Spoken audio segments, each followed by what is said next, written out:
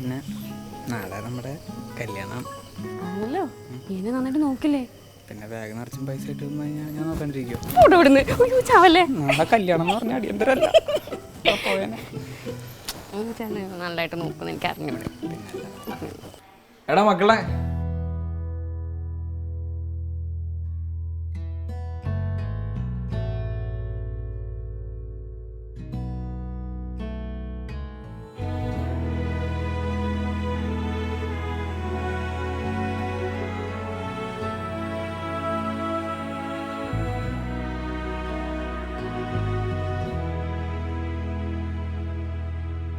എടാ അളിയാ, നിനക്ക് ഇത് നോക്കിക്കാതെ നിന്റെ ഭാര്യ വിളിച്ച പ്രശ്നം പരിചൂടെ?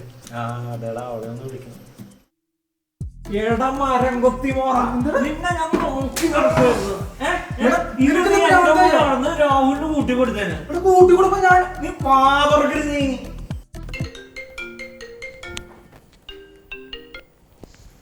ഹലോ അഞ്ചുമോളെ, എന്താ ഒന്നും മിണ്ടാത്ത? എനിക്ക് അറിയാമായിരുന്നു എന്നെ വിളിക്കുമെന്ന്. എടീ, എനിക്ക് ശരിക്കും തന്നെ മിസ് ചെയ്യണുണ്ട്.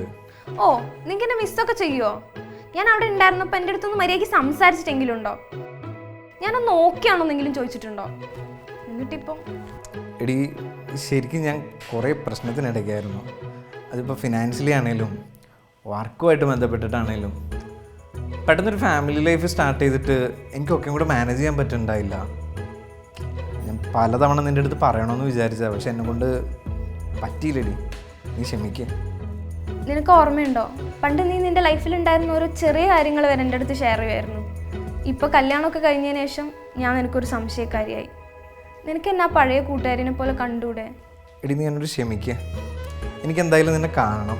നീ നാളെ തന്നെ ഇങ്ങോട്ട് വാ. ഒരു കാര്യം ചെയ്യും, നീ വീട്ടിലേക്ക് വരണ്ട, ഞാൻ ഒരു ലൊക്കേഷൻ അയച്ചു തരാം. അങ്ങടേക്ക് വാ, നല്ല സുന്ദരിയായിട്ട്. ഓക്കെ, എന്തായാലും നാളെ ഞാൻ നിനക്കൊരു സർപ്രൈസ് തരാം. അപ്പം നാളെ കാണാം. Miss you.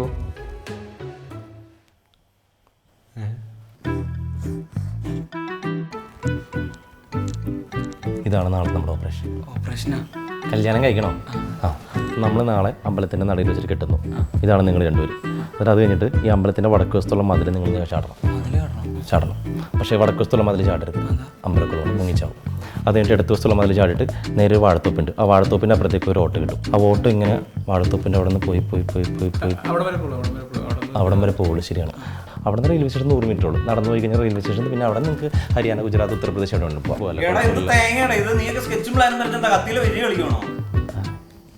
അല്ല, ഞങ്ങളേ നാളത്തെ പ്ലാൻ ചെയ്യും അല്ലേ? അല്ല, അതെ, ഇതിൻ്റെ ഒന്നും ആവശ്യമില്ല. നമ്മൾ നാളെ രാവിലെ അമ്പലത്തിൽ കല്യാണം കഴിക്കാനുള്ള പരിപാടികളെല്ലാം നമ്മൾ റെഡിയാക്കിയിട്ടുണ്ട്. അപ്പം നേരെ അമ്പലത്തിൽ എത്തുന്നു. അവിടെ നിന്ന് കെട്ട് കഴിഞ്ഞാൽ നമ്മളൊരു ആംബുലൻസ് റെഡിയാക്കിയിട്ടുണ്ട് ബാംഗ്ലൂരേക്ക്. നേരത്തെ പറയാം. അപ്പോൾ അവിടെ ഈ പേഷ്യൻറ്റിൻ്റെ റിലേറ്റീവ്സ് ആയിട്ടായിരിക്കും നിങ്ങൾ ഇവിടെ നിന്ന് അങ്ങോട്ടേക്ക് പോകണേ. അപ്പോൾ കെട്ട് കഴിഞ്ഞ് കറക്റ്റായിട്ടൊന്ന് ഡ്രസ്സ് മാറിയാനകത്തേക്ക് കയറുന്ന കാര്യം മാത്രം ഒന്ന് നോക്കിയാൽ മതി.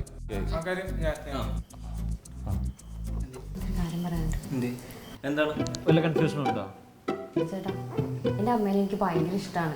ഈ കാണിക്കുന്ന ബംഗ്ലാക്കേ ഉള്ളൂ. എനിക്ക് വേണ്ടിയിട്ടാണ് പലിശയ്ക്ക് പൈസയൊക്കെ കൊടുത്തൊരു പ്രശ്നക്കാരി ആയത്. എനിക്ക് എൻ്റെ അമ്മയുടെ സാധനത്തിൽ കല്യാണം കഴിക്കണം. എനിക്കെന്നെ കല്യാണം റെഡിയാണോ?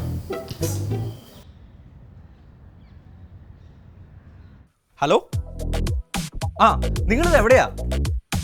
അടുത്ത് തന്നെ ഉണ്ടല്ലോ. അതെ, പെട്ടെന്നൊരു കാര്യം ചെയ്യ്, നമ്മുടെ വടക്കേല അമ്പലമില്ലേ, അങ്ങടേക്ക് വാ. കയ്യോടെ വന്നു കഴിഞ്ഞിട്ടുണ്ടെങ്കിൽ നിങ്ങളുടെ മോളെയും മരുമോനെയും, അല്ല മരുമോനെ ആവാൻ പോകുന്ന ചെറുക്കനല്ലേ, അവനെയും കയ്യോടെ പോക്കാം താലികെട്ടിന് മുന്നേ. ശരി, പെട്ടെന്ന് വാ. തള്ളേ, നിങ്ങൾ ഗുണ്ടകളെ വിടൂല്ലേ? മക്കളെ ഒന്നും പേടിക്കണ്ട, എല്ലാം ചേട്ടൻ റെഡിയാക്കിയിട്ടുണ്ട്. മോളുടെ ആഗ്രഹം പോലെ തന്നെ അമ്മയുടെ മുന്നിൽ വെച്ച് തന്നെ ഇന്ന് താലി കെട്ടും. നമ്മൾ ഒരു 5 മിനിറ്റ് വെയിറ്റ് ചെയ്യേ. പ്രശ്നം പിടിക്കണം. കുഴപ്പമില്ലല്ലേ?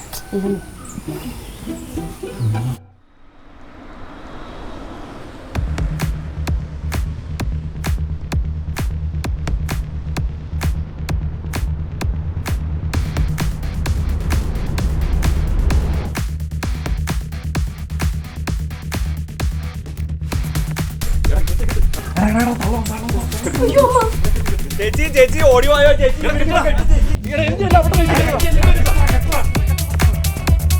അയ്യോ, ചേച്ചി തിരിച്ചു കളിക്കാണ്ട് ഒഴിവാ ചേച്ചി. യോ ചേച്ചി നമ്മുടെ മോള് കഴിഞ്ഞിട്ട് പോയി ചേച്ചി.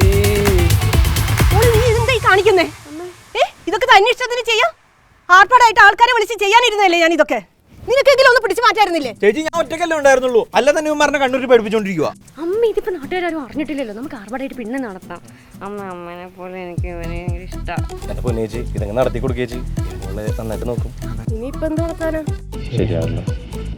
എൻ്റെ വീട്ടിൽ പലിശ പിടിക്കാൻ വന്നിട്ട് മോളെയും കൂടെ തട്ടിയെടുത്ത്. അമ്മേ പ്ലീസ് അമ്മേ. ഇനിയിപ്പോ എല്ലാം നിങ്ങളുടെ ഇഷ്ടം പോലെ നടക്കട്ടെ. എന്ത് ചെയ്യാനാ? മക്കളൊക്കെ വീട്ടിലോട്ട് വാ. കാല് വെക്കണം.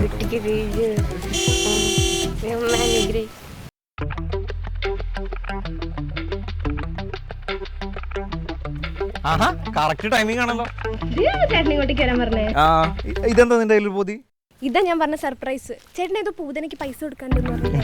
ഇതാണ് ആ പൂതന, കയ്യിലേക്ക് കൊടുത്തേക്ക്. മക്കളെന്നാ വാ, നമുക്ക് പോവാം. വാടാ ഇങ്ങോട്ട്. ചേട്ടാ കാശ് തരാട്ടാ, താങ്ക്സ് ഉണ്ട്. അല്ല എൻ്റെ പ്രശ്നങ്ങളൊക്കെ ഏകദേശം ഒതുങ്ങിയിട്ടുണ്ട്. കാശ് നിങ്ങളുടെ കയ്യിൽ തന്നെ വെച്ചാൽ സന്തോഷമായിട്ടിരിക്കുക. ശരി എന്നാ. അങ്ങനെ അവരുടെ കാര്യം സെറ്റായി. ആ അവരുടെ കാര്യം സെറ്റായി. നീ ഇനി കണ്ട പെണ്ണുങ്ങളുടെ കൂടെ എല്ലാം കറങ്ങി നടന്നു. എടാ നിനക്കൊക്കെ ഒരു വിചാരമുണ്ട്, ഞാൻ പല സ്ഥലത്ത് പല പെമ്പിളായിട്ട് കറങ്ങി കിടക്കായിരുന്നു. എടാ ഞാൻ പോണ സ്ഥലത്തൊക്കെ ഒറ്റ പെണ്ണേ ഉള്ളൂ. അത് വിള കഴിഞ്ഞ 6 മാസമായിട്ട് ഞങ്ങൾ പ്രണയത്തിലാണ്, കെട്ടാൻ പോവാണ്. ആ അപ്പം ഇനി നമുക്ക് അടുത്ത ഇവരുടെ കല്യാണം നടത്താം.